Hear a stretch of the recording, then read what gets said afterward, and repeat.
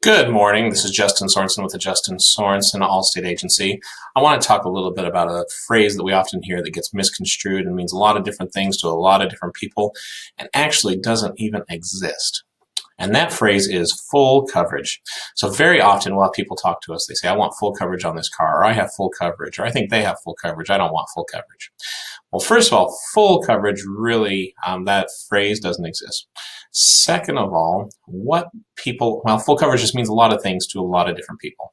And what most people, or what a lot of people are referring to when they talk about full coverage, is they mean that they have collision and comprehensive coverage on their policy.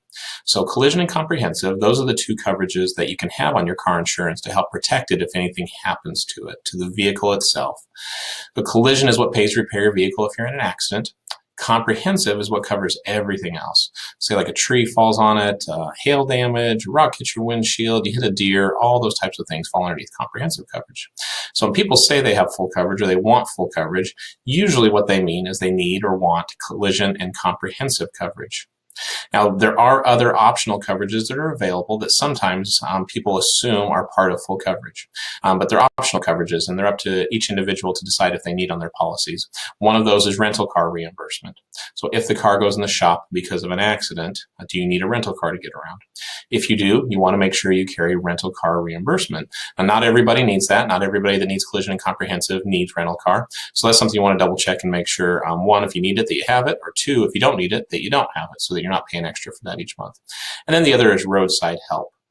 There's another video that we talked about the differences between roadside help and Allstate Motor Club, and just there's some different considerations there. And lots of times now too, if you lease or you purchase a new vehicle, lots of auto manufacturers are providing that roadside help for the first number of years after you purchase or lease that vehicle. So it may or may not be something that you need on your policy.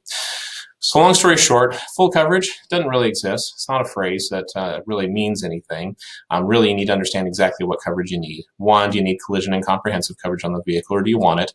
If the car is financed, you definitely need to carry collision and comprehensive. If it's not financed, you just need to decide how much you're paying for it and whether or not it's worth it to have that be covered if something happens to it. And then two, a couple additional coverages that could apply. Roadside help, rental car reimbursement could fall underneath that umbrella of sometimes what people call full coverage. So just make sure you understand what you want and need.